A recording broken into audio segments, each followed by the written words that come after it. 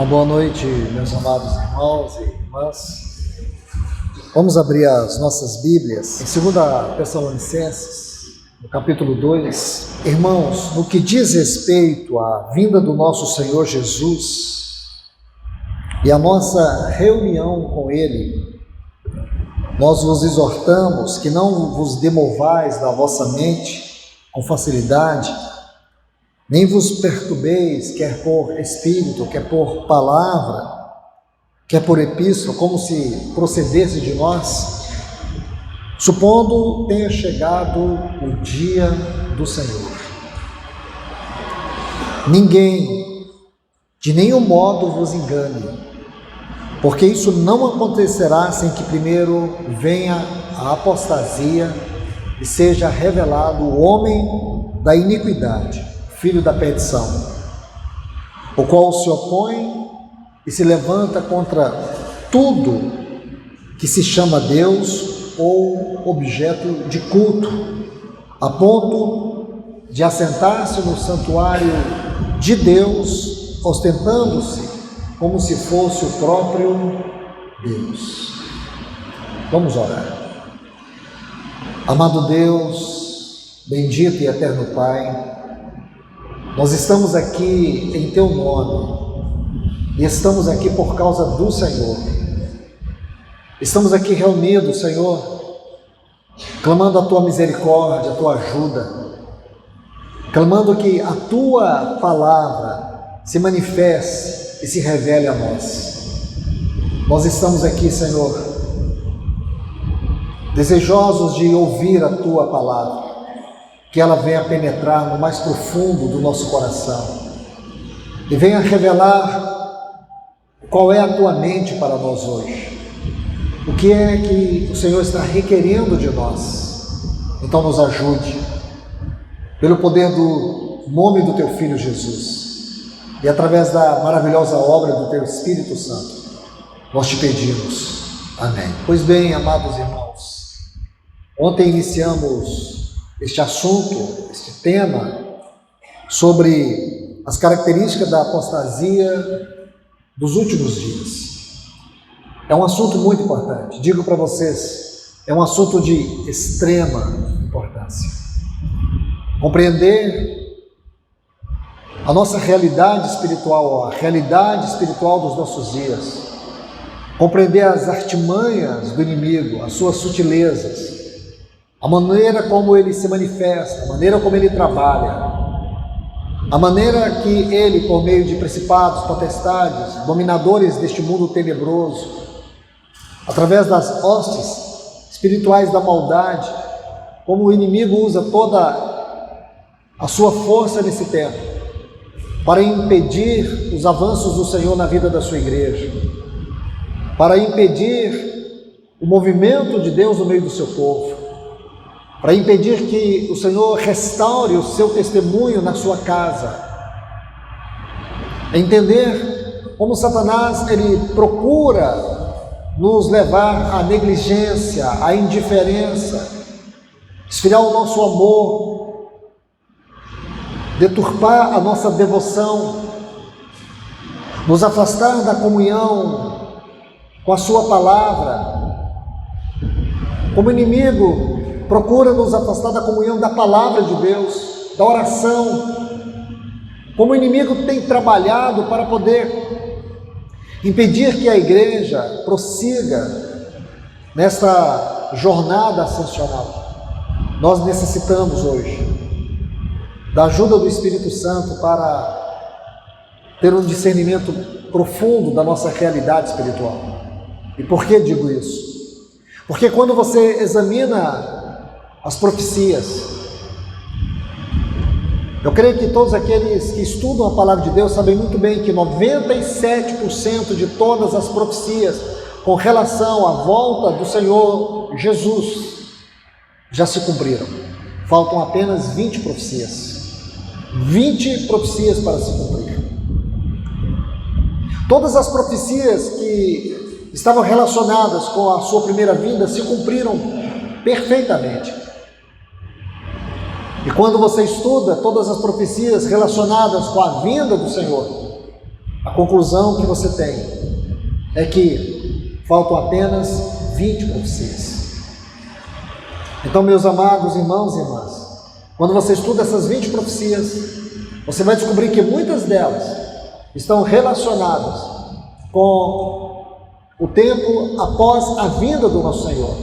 Então, quando você estuda de forma estrita, de forma mais precisa, são poucas profecias que faltam. E uma das profecias que se cumpre nos nossos dias é a apostasia, a frieza, a indiferença.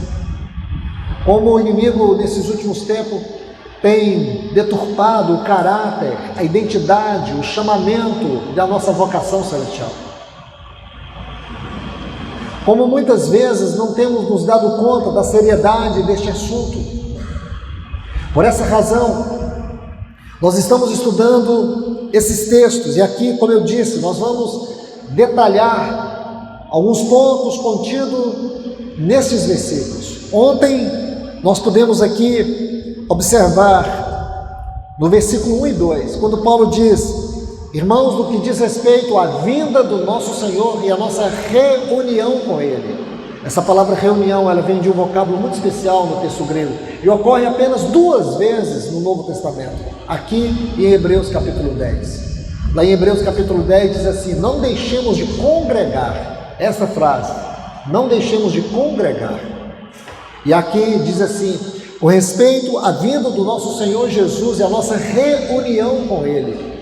O texto de Hebreus não está dizendo do congregar no sentido do reunir da igreja, porque a palavra ali é epi, como aqui também é epsunagogue. Epi, alto, gogue, reunir no alto. Sunagogue, aliás, não é gogue, é sunagogue, reunir no alto, uma reunião no alto, a reunião que nós podemos ler em 1 Coríntios, no capítulo 15, a partir do versículo 50, como também aqui em Tessalonicenses, 1 Tessalonicenses, no capítulo 4, a partir dos versículos 13 a 17, quando o Senhor vier para buscar a sua igreja, nós estaremos reunidos com Ele. Nós o contemplaremos face a face. Então, meus amados irmãos e irmãs, o inimigo tem feito uma obra tão terrível, tão drástica, no meio do povo de Deus, que esse assunto não inflama o nosso coração. Esse assunto não comove o nosso coração. Esse assunto não nos quebranta mais. O inimigo tem feito com que nossas raízes emocionais, nossa segurança, nossos anelos estejam enraizados neste mundo, estejam enfiados nessa terra. E hoje é uma necessidade que o Espírito Santo nos traga uma palavra viva, penetrante, cortante, perfurante, que nos arranque da nossa condição de comodismo, de frieza, de indiferença e de negligência. Nós precisamos da recuperação do testemunho da glória do Senhor entre nós, da realidade da sua presença entre nós. Nós necessitamos disso, de que o Senhor recupere o lugar da sua glória no meio do seu povo. Nós não podemos aceitar que a nossa condição atual é uma condição de avivamento. Está muito mais para aviltamento do que para avivamento. Está muito mais para uma desonra, para uma vileza, do que para corações quebrantados, comprometidos com o reino de Deus. Por essa razão, a igreja hoje necessita de uma intervenção do nosso Senhor. Uma intervenção profunda. Nós necessitamos que Deus coloque e levante entre nós, como Ele tinha lá em Números capítulo 10, aqueles trombeteiros. Lembra? Quando o povo de Israel estava no Sinai, a 12ª estação, e eles permaneceram ali 11 meses, e agora Deus deu para eles a visão da casa, do sacerdócio, as suas leis, e Deus os coloca em ordem de marcha. E a partir daquele momento, até os campos de Moabe, eles iriam marchar. E Deus, antes de tudo isso, Deus estabelece princípios. Um dos princípios que Deus estabeleceu foram os trombeteiros. E Deus colocou a nuvem sobre eles. E o papel daqueles trombeteiros era olhar para a nuvem. E eles deveriam tocar a trombeta, ou aquela trombeta de acordo com o movimento da nuvem. Isso está em Números capítulo 10. Se você ler Números capítulo 9, você vai ver que Deus coloca a nuvem sobre eles para os guardar. Mas não somente para os guardar, mas para os guiar. A nuvem não era apenas um movimento natural, era um movimento celestial. Porém, aquele movimento celestial teria que encontrar uma conexão na terra. E aquela conexão na terra estava nos trombeteiros. E aqueles trombeteiros tinham que avisar o povo, tinham que ter uma conexão com o povo. É isso que eu estou falando, irmãos. Nós necessitamos que o Senhor tenha trombeteiros entre nós. Homens que se coloquem diante de Deus pelo seu povo, pela sua casa. Em 1 Coríntios capítulo 14, versículo 8 diz assim: se a trombeta der o som certo, quem se preparará para a batalha? É disso que eu estou falando. É que o Senhor levante homens nesta hora, que tenham conexão com o seu trono. Homens que tenham conexão com o seu trono.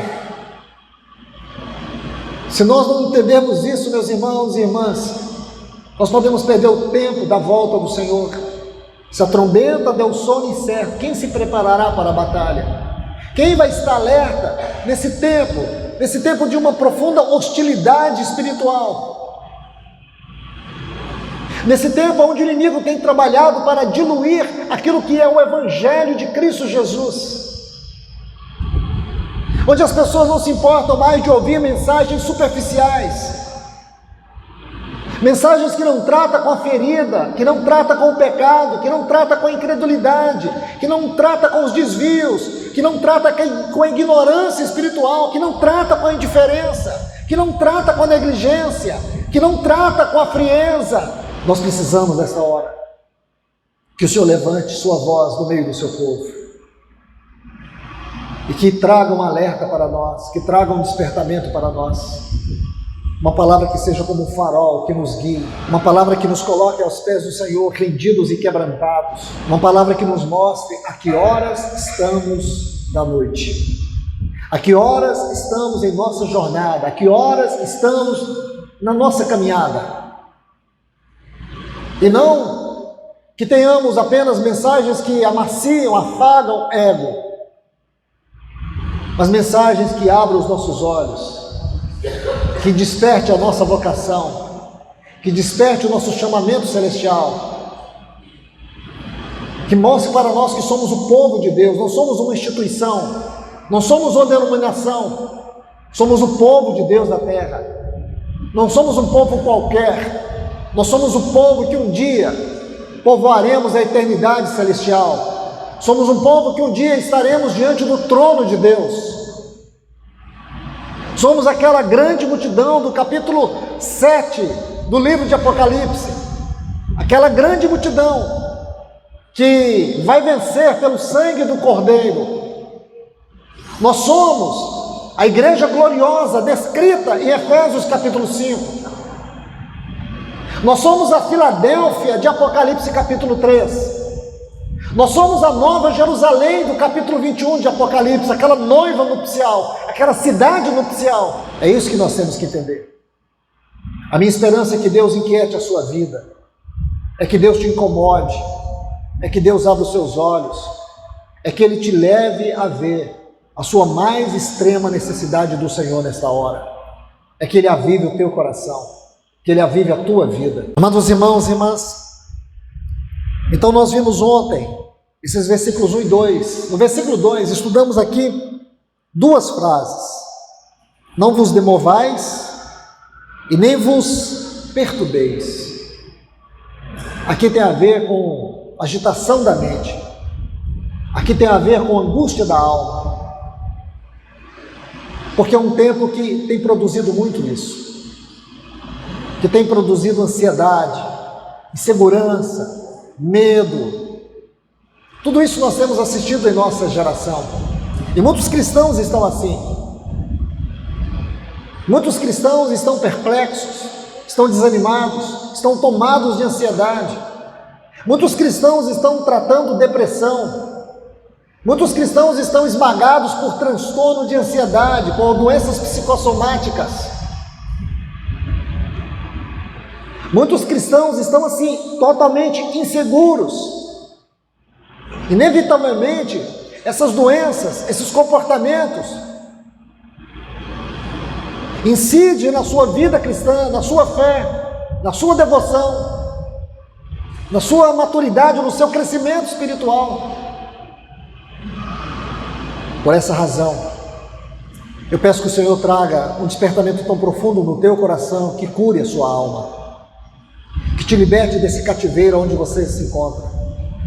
Esse cativeiro que tem produzido desânimo por causa do medo, a indiferença por causa da insegurança. Que o Senhor mostre para você que é o trono dele que governa toda a terra e todo o universo, que não há nada fora do controle absoluto de Deus.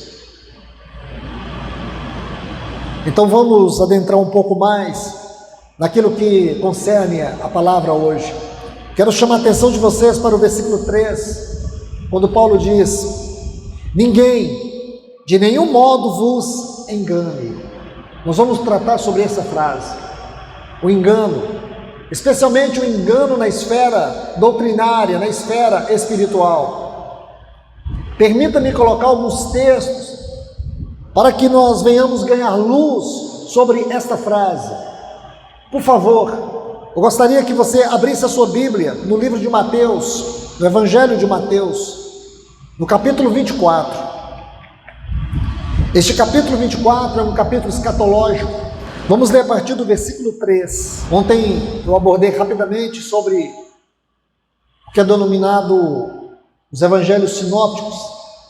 Aqui está, dentro desses Evangelhos sinópticos, aquilo que nós conhecemos como o Apocalipse sinóptico. Esse é um capítulo desse Apocalipse sinóptico. Versículo 3 diz: estando ele sentado no Monte das Oliveiras, chegaram seus discípulos em particular, dizendo: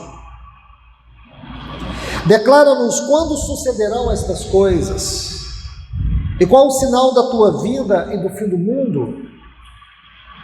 Respondeu Jesus: vede, que ninguém vos engane, pois muitos virão em meu nome dizendo: eu sou o Cristo, e enganarão a muitos. Deixe-me colocar um ponto aqui, por causa da sutileza que há nesse versículo, e se você não prestar atenção, você vai perder a interpretação dele. Quando Jesus disse que muitos virão, observe bem, ele diz: muitos virão em meu nome, dizendo: eu sou o Cristo. Eu creio que talvez você não olhe esse texto como ele precisa ser examinado. No sentido original, no texto original aqui, não é que algumas pessoas virão em nome do Senhor se autodenominando Cristo. Não. Porque se fosse, seria muito mais fácil. A questão é que muitas pessoas virão em nome do Senhor, dizendo que o Senhor Jesus é o Cristo. Muda para você isso? Para mim muda completamente. Não é alguém vindo no nome do Senhor e se autodenominando Cristo.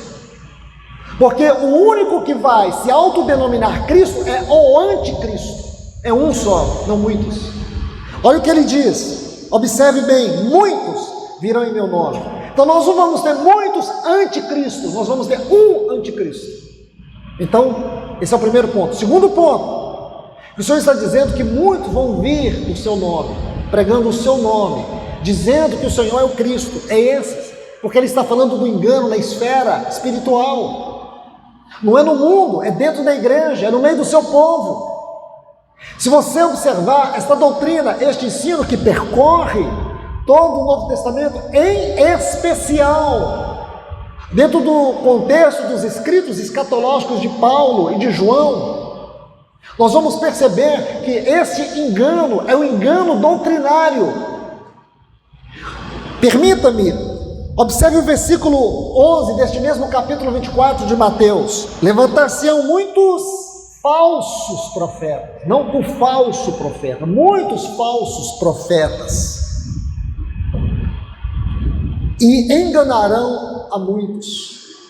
Mais um outro texto, versículo 24, porque surgirão falsos cristos, aí sim, está vendo? Falsos cristos e falsos profetas, operando grandes sinais e prodígios, para enganar. Isso você precisa estudar à luz de Apocalipse capítulo 13. E por quê? Falo isso com muito cuidado. E não quero desrespeitar ninguém, mas apenas dizer a verdade. Irmãos, eu digo para vocês, hoje o inimigo está trabalhando de tal forma, por meio do engano, por meio desses heréticos, desses bajuladores, aduladores, homens sem consistência doutrinária, homens sem um verdadeiro testemunho cristão, homens cujos valores não estão comprometidos com o reino de Deus, e sim com os fundamentos deste mundo. Estes homens estão sendo tremendamente usados por Satanás. Satanás está usando esses homens para edificar uma igreja anticristo. Escute o que eu estou te dizendo, uma igreja anticristo. Uma igreja que tem uma característica antropocêntrica. Nela, Cristo não tem a sua inclusividade, Cristo não tem a sua centralidade, Cristo não tem total preeminência, onde o homem procura desonrar a Deus. Este comportamento é o mesmo comportamento que nós lemos em Êxodo capítulo 32. Uma religião que ela existe em função de agradar o povo. Lembra quando o povo diz para Arão: Moisés, quanto a esse Moisés, nós sabemos o que aconteceu, faze-nos deuses que vá diante de nós. E o que Arão fez? Ele tomou as joias das mulheres e fez um bezerro, e o povo estava adorando aquele bezerro. Eles reduziram Deus àquele bezerro. Eles estavam em um culto profano, um culto que estava desonrando, vilipendiando o caráter santo de Deus. É disso, irmãos, que nós temos que falar nesses dias, alertar o povo nesses dias. Esse assunto é sério.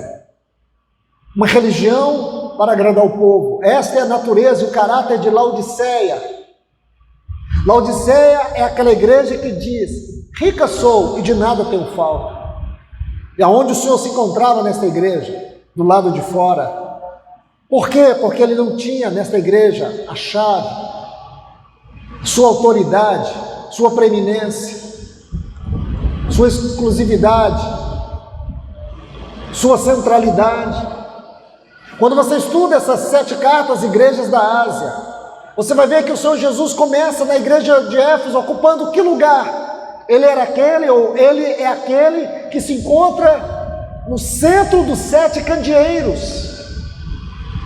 Apocalipse capítulo 1, versículo 20 diz que esses candeeiros é uma representação tipológica daquilo que é a igreja. E o que ocorreu lá em Laodiceia? Cristo perdeu o seu lugar central. Ele está de fora, ele não está mais no centro, ele está fora. Isso tem que nos levar a uma profunda reflexão dos nossos dias, da nossa realidade espiritual, do nosso culto, da nossa devoção, do nosso viver, do nosso testemunho. Então, meus irmãos, deixe-me colocar mais um outro texto. Em 1 Timóteo capítulo 4, versículo 1. Veja o que Paulo vai dizer para Timóteo sobre esse engano, sobre o perigo do engano na esfera doutrinária, na esfera espiritual. Paulo vai dizer assim: ora, o Espírito expressa, essa é uma palavra muito importante, o Espírito expressamente.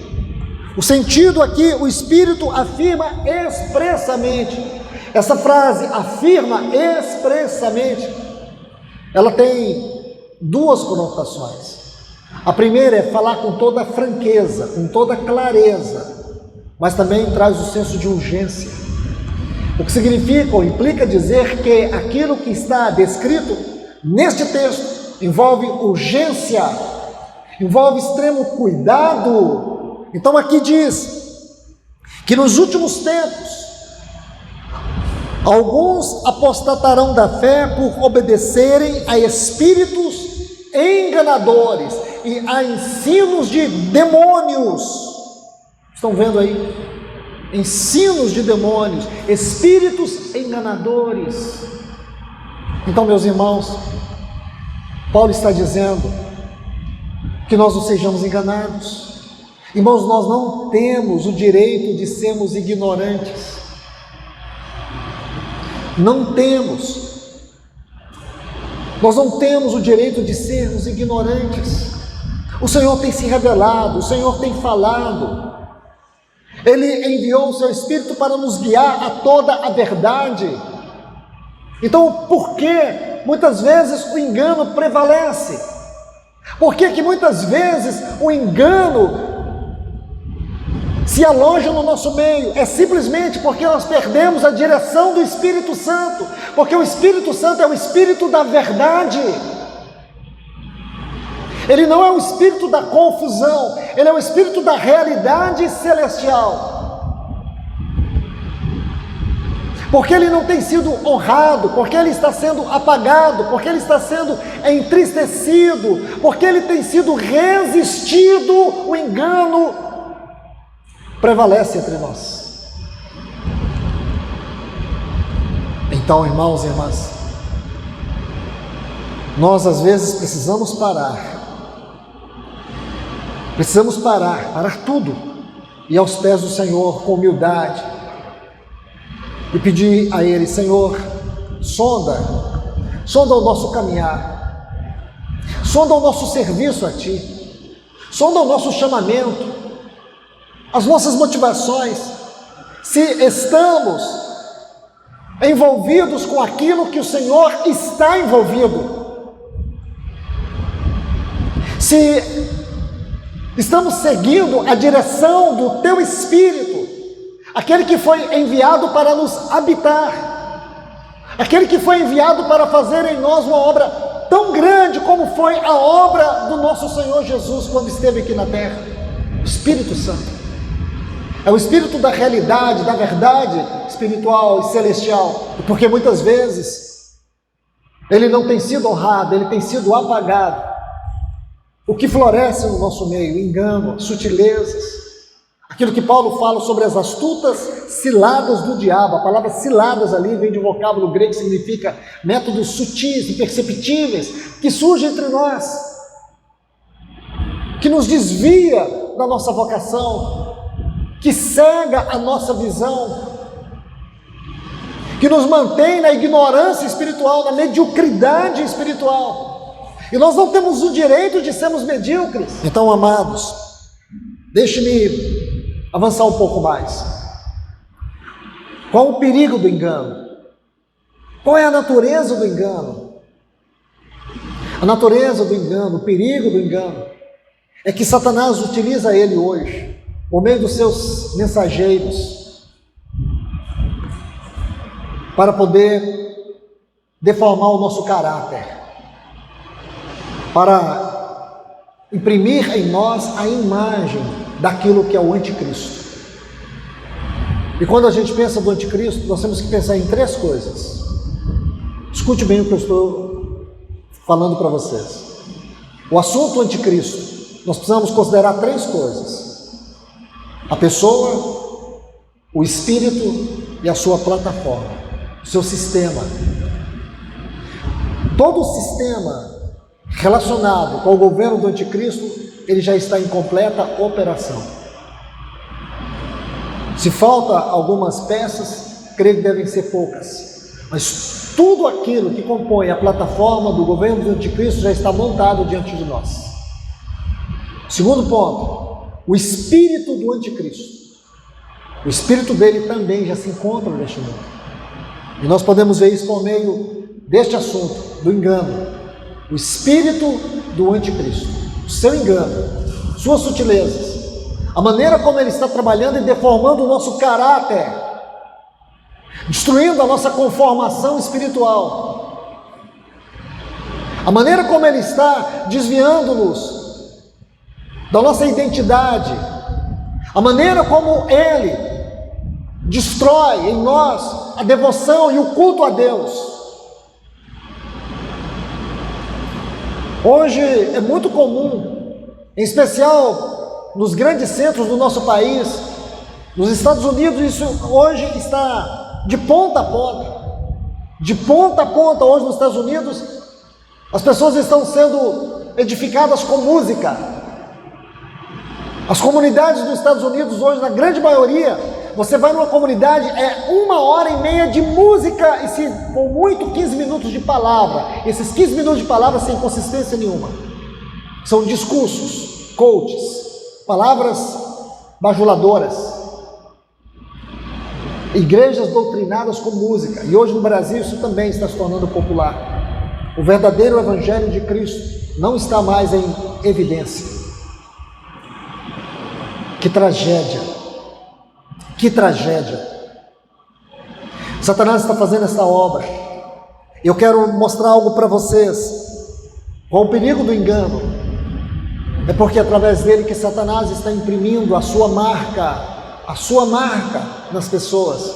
É como ele está atraindo a sua devoção, como ele está destruindo aquilo que nós chamamos de devoção espiritual. Como ele está produzindo em nós, uma profunda apostasia, onde as pessoas perderam reverência e temor a Deus. São duas palavras que nós tiramos do nosso dicionário, não existe mais. A palavra temor a Deus, a palavra reverência não existe. Nós excluímos, a geração moderna hoje excluiu esta palavra, ou estas palavras. Você se lembra quando o nosso Senhor chegou na casa de Marta e Maria, lá em Lucas, no capítulo 10, quando o Senhor chegou na casa de Marta e Maria, nós podemos ver ali, meus irmãos e irmãs, dois comportamentos que revelam a realidade da igreja atual. Marta, ela se ocupou em fazer algo para o Senhor, ela hospedou o Senhor, porém ela procurou fazer algo. E a Bíblia diz que Marta estava agitada. A palavra grega ali para agitada significa mentalmente estressada. Ela estava mentalmente sobrecarregada. Ela estava mentalmente perturbada. Maria, ela quedou-se aos pés do Senhor para ouvir o Senhor. Então nós vemos aqui duas coisas importantes. Primeira, como muitas vezes o inimigo, ele nos distrai, ele nos atrai, ele nos destrói. Como muitas vezes o inimigo vai promovendo em nós um cansaço que aparentemente parece físico, mas o físico é só uma consequência do mental. Como as pessoas estão desgastadas. Lá em Daniel, capítulo 7, versículo 25, diz que ele esmagará o santo. A palavra esmagará ali é um vocábulo único no hebraico em todo o Antigo Testamento, que traz esse sentido de desgastar emocionalmente. Desgastar emocionalmente. O nosso país é o país mais ansioso do mundo. O Brasil é o país mais ansioso do mundo. Então o que Satanás está fazendo? Justamente isso, promovendo esse desgaste, mudando os valores espirituais. Então veja que Marta, ela pensou que a forma dela agradar o Senhor era servindo o Senhor, era fazendo coisas para o Senhor. Sabe qual é o nome disso? Ativismo. Marta, ela estava procurando agradar o Senhor com o seu serviço. Maria, ela sentou-se aos pés do Senhor para ouvir o Senhor. E aqui o Senhor reprova Marta. Marta é reprovada. E o Senhor louva a atitude de Maria. E aqui o princípio está estabelecido. O princípio do servir tem a ver com a nossa devoção. Você só está apto para servir se você for aquele ou aquela que aprendeu o caminho da devoção. O primeiro passo do serviço é a nossa devoção ao Senhor, é estar aos pés dele, é ser trabalhado por ele. Antes de trabalhar para ele, temos que ser trabalhados por ele. Antes de servirmos, temos que ouvir a sua palavra. Aqui há um ponto muito importante: vida devocional. Sem vida devocional, meus irmãos e irmãs, todo o nosso serviço é desgaste. Você vai ver a igreja de Éfeso. O Senhor diz para aquela igreja algo muito sério.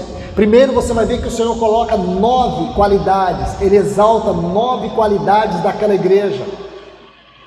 Conheça o teu labor, a tua perseverança. O Senhor vai dizer que aquela igreja era uma igreja perseverante, uma igreja que trabalhava, uma igreja que não suportava os homens maus, uma igreja que reprovava estes homens e os chamava de mentirosos. A igreja de Éfeso é uma igreja que tinha muitas qualidades, porém no ponto crucial, no ponto central, no ponto vital ela falhou. O Senhor diz: tenho porém contra ti. Imagine, com tantas qualidades, o Senhor diz: tenho porém contra ti. O Senhor não disse: eu tenho uma coisa contra ti, Ele disse: eu tenho contra ti, que significa que tudo que ela tinha de bom não representava nada diante do Senhor, porque o Senhor poderia ter dito: olha, eu tenho uma coisa contra ti só, esse é o único ponto que você tem que corrigir. Não, o Senhor diz: tenho porém contra ti, que abandonaste o teu primeiro. A palavra primeiro ali é o melhor do teu amor. Essa igreja amava o Senhor. Um dia essa igreja amou o Senhor de uma forma profunda. Em Efésios capítulo 6, versículo 24, diz que essa igreja amava o Senhor com amor incorruptível. Amava o Senhor com amor incorruptível.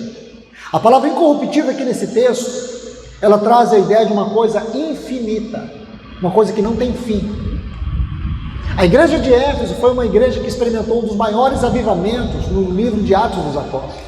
Nós nunca podemos pensar na igreja primitiva ignorando a igreja de Éfeso, porque foi ali que aconteceu um dos maiores, ou por que não dizer, o maior avivamento no livro de Atos aconteceu na igreja de Éfeso.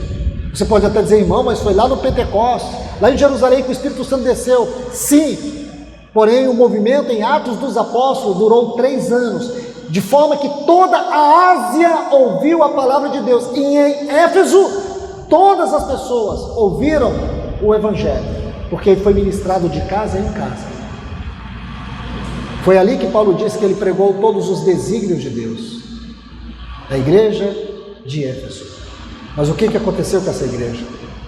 O ativismo tomou lugar da devoção. As atividades, os afazeres, tomou lugar da devoção. E aí está, irmãos, aonde o engano entra. Então Satanás começa a dizer para nós que nós somos a igreja do Senhor porque temos muito ativismo, temos muito serviço, temos muitas obras, somos fortes nas obras, somos fortes no serviço, somos fracos ou deficientes ou deformados na devoção. Nós não podemos fracassar na nossa devoção, porque o Senhor, Ele quer os nossos afetos. O Senhor disse para Pedro: Pedro, tu me amas, porque o que o Senhor quer de nós são os nossos afetos, é a nossa devoção, é isso que o Senhor busca em nós, é que nós tenhamos no nosso coração um lugar onde o Senhor tem total e absoluta preeminência. Se o Senhor não tem total e absoluta preeminência na nossa vida, não interessa quanto você faz para Ele. Então, amados irmãos, irmãs, qual é o perigo de tudo isso? É que Satanás trabalha, e no seu terrível trabalho, ele vai deformando a nossa espiritualidade, ele vai deformando os nossos afetos, e ele vai construindo, por meio do engano, por meio das heresias, por meio das sutilezas, por meio das seduções, ele vai deformando o nosso caráter espiritual. E aí você vê, e esses últimos tempos têm provado isso. Sinceramente, eu digo para vocês, o que tem acontecido nesses últimos 4 anos trouxe para nós muita luz de como a igreja está perdida na sua vocação celestial. Tanto na pandemia, como também no último pleito. Como a igreja se perdeu na política, como a igreja se perdeu nessa pandemia. Isso foi trágico, irmãos. Eu não posso sair de tudo isso e não fazer uma reflexão, não escutar o Senhor, não perceber os desvios, a frieza, a apostasia, e todo mundo dizer que é normal, é assim mesmo. Não é normal. Nosso Senhor está voltando. Isso te incomoda ou isso te alegra? Nosso Senhor está voltando. Ele vai te encontrar esperando Ele, apressando a volta dEle? Ou você está como aquelas virgens nécias? A lamparina está apagando, o azeite está acabando, e você não se importa? Você não se importa que o azeite, a unção e a vida e o poder e a presença do Espírito Santo na sua vida não exista, não evidencie nada? Você está acostumado, acomodado? Porque hoje nós podemos viver o Evangelho à nossa maneira, viver o cristianismo à nossa maneira, viver a fé à nossa maneira. Será que é isso mesmo, irmãos? Eu digo para você que não é. O padrão de Deus não muda, a cultura não muda. Não é a apostasia que vai mudar o padrão de Deus. Não é porque as pessoas querem um evangelho light, um evangelho moderno, um evangelho que se acomoda bem ao nosso jeito de ser e viver. Não, de forma alguma. O mesmo Cristo, o mesmo Senhor Jesus dos tempos apostólicos é hoje. O mesmo evangelho do tempo apostólico, dos dias apostólicos, é o mesmo evangelho de hoje. Nós não pregamos só porque as pessoas querem ouvir mensagens boas. Nós temos que trazer a verdade. Pode você não gostar, mas eu lamento por você. E jamais, irmãos, eu prego para ser avaliado por alguém. Eu quero voltar e no meu próximo encontro, quando eu estiver aos pés do Senhor, eu quero sentir paz de que eu trouxe e ministrei a vocês a palavra do Senhor. Porque eu espero um dia, todos nós, todos esses rostos que eu estou vendo aqui, eu um dia quero vê-los diante do trono de Deus. Então, qual é o grande problema aqui? É como Satanás vai trabalhando as sutilezas, o engano, e vai deformando a nossa mente. Por isso eu quero ler alguns textos com vocês no livro de Apocalipse. Abra, por favor, capítulo 13. Apocalipse, capítulo 13. Esse capítulo 13 ele é muito importante e eu quero ser muito cuidadoso na leitura dele. Por quê? Por causa da sua grandiosidade. Esse capítulo 13, ele nos leva de volta para os capítulos 2, 3, 7 do livro do profeta Daniel. Nós teríamos que estudar esses 3 capítulos do livro de Daniel para poder entender bem a mensagem deste capítulo 13, porque aqueles sonhos, como também a visão que Daniel tem, os sonhos de Nabucodonosor, como também a visão que Daniel tem, vai nos mostrar exatamente tudo aquilo que está nesse capítulo 13. Mas eu quero extrair apenas uma lição espiritual, não quero fazer uma exposição doutrinária deste capítulo, porque demandaria muito tempo. Mas aqui eu quero ler com você o versículo 14. Diz assim: seduz, a palavra aqui no texto grego é enganava os habitantes da terra com os milagres que foi lhe dado para fazer diante da besta, essa besta que é o anticristo, mandando os habitantes da terra que fizesse uma imagem à besta que fora ferida, fizesse uma imagem para a besta que fora ferida pela espada que ainda vivia. Eu estou lendo aqui a versão na tradução brasileira. Talvez você esteja lendo assim: seduz os que habitam sobre a terra por causa dos sinais que lhe foi dado a executar diante da besta, dizendo aos habitantes sobre a terra que faça uma imagem à besta, aquela que foi ferida, resplandeceu e viveu. Deixe-me dizer algo para vocês. Você se lembra que lá no capítulo 3, no livro do profeta Daniel, Nabucodonosor levantou uma grande estátua e foi promulgada uma lei que todas as pessoas no seu reino deveriam prostrar diante daquela estátua. E nós sabemos que os amigos de Daniel, aqueles amigos de Daniel, aqueles 3 amigos, eles não se curvaram àquela imagem. E portanto eles foram levados à morte. Eles foram condenados à morte. Todos nós sabemos que eles foram lançados numa fornalha que foi acendida num grau que depois foi multiplicado por 7 vezes mais. Esses jovens, eles foram confrontados. Então você vê que eles deveriam adorar aquela imagem, se conformar a ela. Porém eles não aceitaram.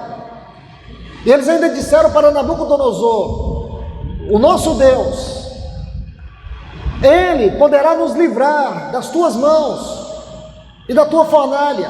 Se Ele quiser, Ele nos livrará. Porém, se Ele não nos livrar, saiba, ó rei Nabucodonosor, que nós não nos dobraremos e nem adoraremos a tua estátua. Está vendo, irmãos? E foi o que aconteceu. E aqui nós vemos o mesmo sentido, uma imagem, a imagem da besta. Permita-me ler alguns textos de Apocalipse com vocês, porque esta ideia, este ponto aqui ocorre mais 7 vezes no livro de Apocalipse. Deixe-me ler apenas alguns. Por exemplo, aí no capítulo 14 do livro de Apocalipse, veja o versículo 9.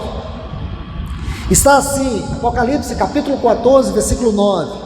Seguiu-se a este outro anjo, o terceiro, dizendo em grande voz: se alguém adora, eu quero que você entenda que essa palavra fala de culto. Eu quero que você preste bastante atenção. Não passe rapidamente por essa palavra, adora. Aqui fala de adoração, aqui fala de culto. Aqui fala de uma palavra que ela está intimamente relacionada com o povo de Deus, com os cristãos. Adora a besta e a sua imagem, e recebe a sua marca na fronte ou na mão. Então você percebe que existe uma marca. Uma marca. Por favor, deixe-me voltar aqui para colocar um item muito importante. Abra comigo, volte comigo no capítulo 7 de Apocalipse. Não vamos com pressa não. Eu prometo para vocês que eu não vou demorar muito. Eu vou pegar alguns pontos aqui e nós vamos encerrar já. Mas deixe-me mostrar algo para vocês. Apocalipse capítulo 7, por favor. Veja, o versículo 2, diz assim: vi outro anjo levantar-se da parte do nascimento do sol, tendo o selo do Deus vivo. Ele clamou em grande voz aos 4 anjos, a quem fora dado que fizesse dano à terra e ao mar. Deixe-me parar aqui, porque eu preciso mostrar algo para vocês. Se você ler o capítulo 8, você vai ver as 4 primeiras trombetas, que é chuva de granizo. Depois vai vir um grande meteorito, que é a segunda trombeta. Depois, na terceira trombeta, uma grande pedra vai cair na fonte das águas, um grande meteorito vai cair na fonte das águas.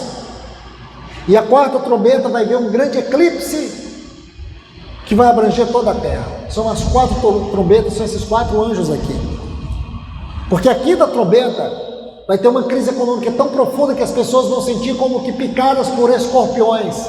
Na sexta trombeta vai ter a grande guerra mundial, talvez a terceira grande guerra mundial. A sétima trombeta tem muitos eventos na sétima trombeta, mas o principal deles é a gloriosa volta do nosso Senhor Jesus para nós. Então vamos aqui. Veja bem, aos 4 anjos a quem fora dado que fizesse dano à terra e ao mar, dizendo: não façais dano à terra, nem ao mar, nem às árvores, antes de termos selados os servos do nosso Deus nas suas testas. Então primeiro Deus vai selar os seus, depois o anticristo selará os seus. Então veja bem, no livro de Apocalipse temos dois selos, o de Deus e o do anticristo. O de Deus e o do anticristo. Escute isso, isso é sério, irmãos. São pequenas porções que nós muitas vezes lemos e não prestamos atenção. O selo de Deus vai nos guardar, o selo de Deus nos guardará. Mas veja bem, o anticristo também vai selar os seus. E você vai ver que uma das grandes características daqueles que serão selados pelo anticristo é a adoração, é o culto. E que culto é? O culto profano, o culto do aviltamento, da vileza, da desonra, o culto onde Cristo não é honrado, porém o homem é adorado. É o culto religioso, é o culto profano. É aquilo que nós vemos em Êxodo capítulo 32, é isso que nós estamos vendo. Então diz: se alguém adora a besta e a sua imagem, recebe a sua marca na fronte e sobre a mão. Veja o versículo 11 aí.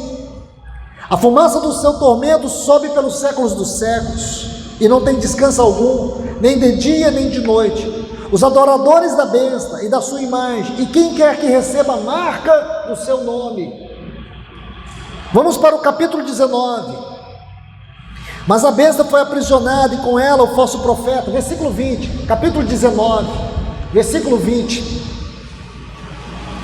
Mas a besta foi aprisionada, está vendo aí? E com ela o falso profeta, que com seus sinais e feitos diante dela seduziu, a palavra enganou, aqueles que receberam a marca da besta, e eram os adoradores. Novamente a palavra, latreia, que é do latim, aqueles que prestam culto. Aqui fala de culto sim, irmãos. Não é o mundo aqui não está se dirigindo ao mundo. É aí que muitos enganam, é aí que muitos não percebem. Imagine o Senhor repetir 7 vezes a mesma coisa em Apocalipse. E por quê? Consegue entender? Os eruditos sempre disseram no passado, sempre que Deus repete um assunto mais de uma vez, é porque algo é urgente. Mas quando Ele repete mais de 2 vezes, é porque chega ao extremo da urgência. 7 vezes, eu vou ler apenas alguns. Veja, por exemplo, o capítulo 20, versículo 4. Vi também tronos, e nestes sentaram aqueles os quais foi dada a autoridade de julgar. Vi ainda almas dos decapitados por causa do testemunho de Jesus, bem como por causa da palavra de Deus, tantos quantos não adoraram a besta. Não adoraram, não cultuaram. Essa besta aqui, irmãos, é o anticristo. Como eu disse, eu não pude fazer um exame detalhado, doutrinário, hermenêutico do capítulo 13 de Apocalipse, mas eu preciso lhes dizer isso, irmãos. Então nós temos que entender que esta tem sido uma terrível obra de Satanás, deformar a igreja, mudar ela na sua vocação, no seu chamamento celestial, desfocar ela da visão celestial. Visão celestial é a evidência daquilo que é sobrenatural em nossa vida cristã. Visão celestial. Um cristão sem visão celestial, ele caminha a ermo. Um cristão que não tem essa realidade celestial que nós chamamos de visão, ele caminha completamente inseguro, despido de Cristo, entregue a si mesmo, vulnerável a todo engano, a toda sutileza, a toda mentira de Satanás. Portanto, meus irmãos e irmãs, que o Senhor nos alerte nesta hora, porque o que o Espírito Santo está fazendo agora na minha vida, na tua vida, o que Ele quer fazer é nos conformar à imagem de Cristo. Deixa-me colocar 2 textos aqui para a gente encerrar. Romanos capítulo 8, versículos 28 e 29. Esse texto diz assim: tudo coopera para o bem daqueles que amam a Deus, daqueles que são chamados segundo o seu propósito. E o versículo 29 vai dizer: porquanto, essa cláusula aqui, porquanto, ela é explicativa, ela é conclusiva. Então, de maneira didática, ele está concluindo o que ele está dizendo. Tudo coopera para o bem do propósito de Deus. Tudo coopera para o bem daqueles que amam a Deus, daqueles que são chamados segundo o seu propósito, porquanto aos que de antemão conheceu, também os predestinou para serem conforme o seu Filho. Qual é a obra hoje, irmãos? Do Espírito Santo é nos conformar à imagem de Cristo Jesus. Mas deixe-me colocar algo aqui. No versículo 28, quando diz tudo coopera para o bem, não é o nosso bem-estar. O bem aqui é o bem do propósito de Deus. Tudo trabalha conjuntamente para o bem, para que Deus alcance na sua vida o propósito dele. Qual é o supremo propósito de Deus quanto a nós? É que seu Filho possa ser formado em nós. Você se lembra da carta aos Gálatas? Essa carta, ela tem 3 chaves que você precisa usar para abrir essa carta. A primeira chave está no capítulo 1, versículo 15 e 16. Paulo vai dizer assim: aprove Deus revelar seu Filho em mim. Essa é a primeira. A segunda está no capítulo 2, versículo 20. Paulo vai dizer que Cristo está vivendo nele. Não sou eu quem vive, Cristo vive em mim. Cristo vive em mim. E a terceira chave está no capítulo 5, versículo 19. Ele diz: filhinhos, por quem de novo sofro dores de parto, até Cristo ser formado em vós. Essas 3 chaves é que abre essa maravilhosa epístola. Cristo sendo revelado, Cristo sendo o nosso viver e Cristo sendo formado em nós. Esta é a glória de todas as glórias da obra de Deus, Cristo sendo formado. Esta é a grande marca que nós vamos encontrar em nós, Cristo sendo formado. Porque se Cristo não for formado em mim, o anticristo será formado por meio da sedução, do engano, da mentira. Olha o que Paulo diz, irmãos, em Romanos capítulo 12. Aqui no capítulo 8, versículo 28, ele diz isso. E no 29. Agora veja o que ele diz no capítulo 12. Ele diz: rogo-vos, pois, irmãos, que apresenteis os vossos corpos como sacrifício vivo, santo e agradável a Deus, que é o vosso culto racional. Então vamos sintetizar o versículo 1. Ele está dizendo: irmãos, eu imploro a vocês que a vossa vida, que o vosso corpo seja um culto a Deus. Nossa vida tem que ser um culto a Deus. Aí ele vai dizer assim: e não vos conformeis com este mundo. A palavra cosmos aqui, o sistema deste mundo, porque Satanás está usando o sistema deste mundo para nos levar à conformidade a ele, ou para destruir a nossa vida como culto.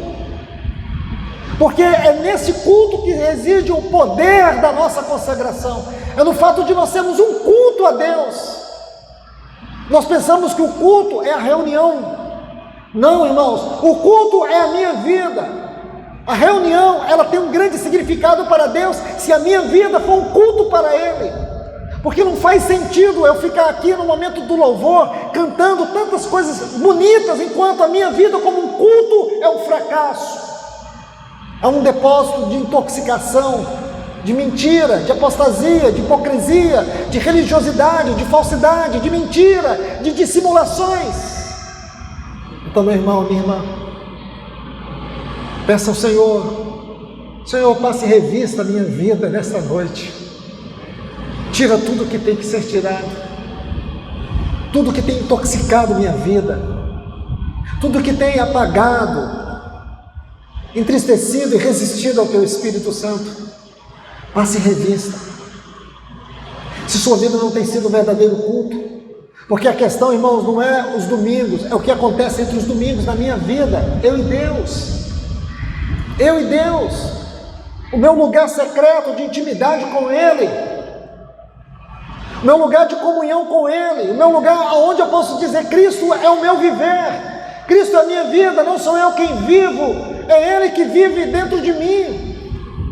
E esse viver, ele tem que ser crescente, ele tem que ser ascensional, ele tem que ser cada dia melhor, a ponto de você dizer que sempre existe algo melhor do que Cristo. Mais de Cristo é sempre melhor do que foi Cristo para mim hoje, mais dele.